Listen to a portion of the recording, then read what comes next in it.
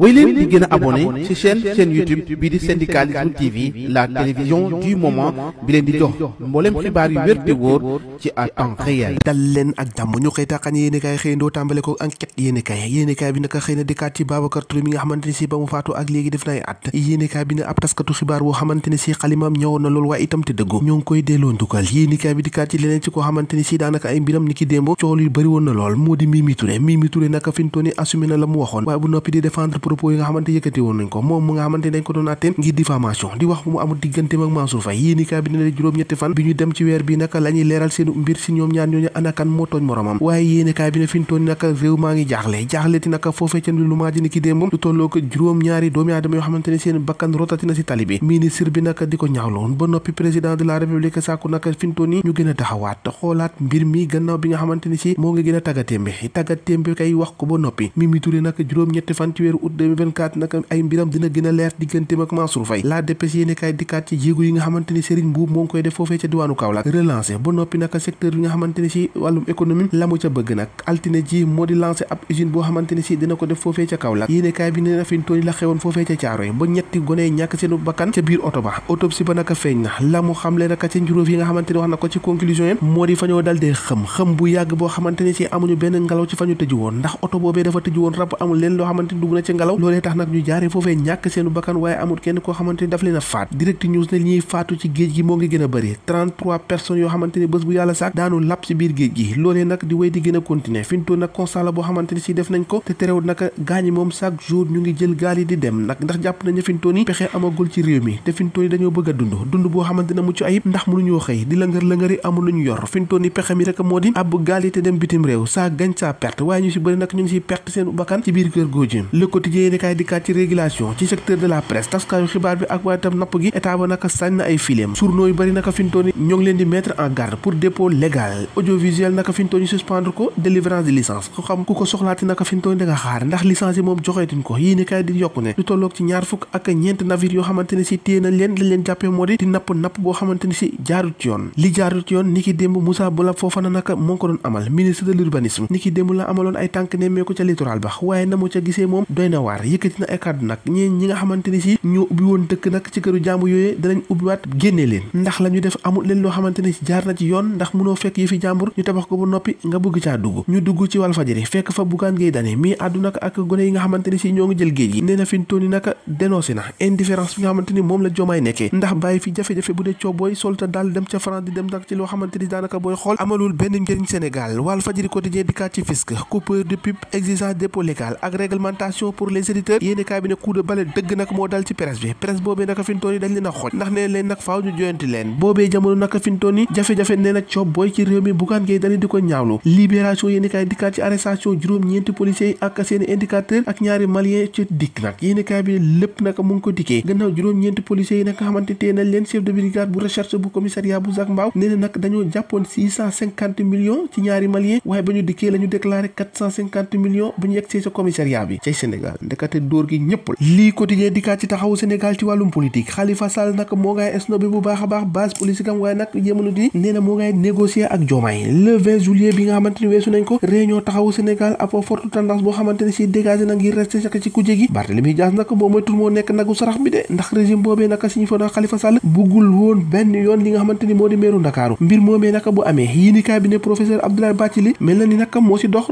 bu am solo de ngir rek fexe bu Khalifa Sall dal dee fekk si ñi nga xamante ni si moo di Diomaye Faye li fayagul ci réew mi kay moo di l'accident yéenekaay bi ne ni ki démb accident bu métti boo xamante ni si am na gën caa tuuti juróom benn doomi aadama ñàkk nañ seen bakkan fukk ak ñeent am na si ay gaañu juróom benn yéen naka métti loolu foofee ca diwaanu Matam tey Sénégal xaw ma kañ la ñuy tàqale kooku yi de accident mbir maa ngoog ñoo ko déggandoo jàngeen jëf ba ëllëg